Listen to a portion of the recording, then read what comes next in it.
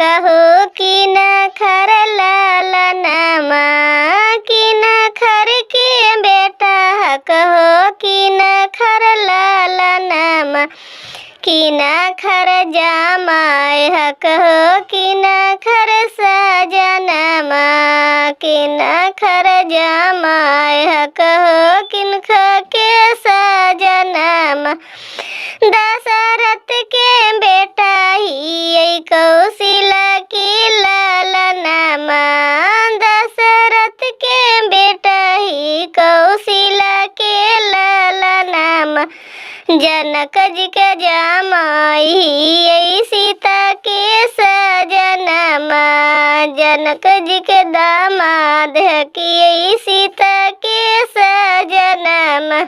जा बेटी, एक दिन तो जा ही पड़तो ना। जा जा, अच्छा घर जा।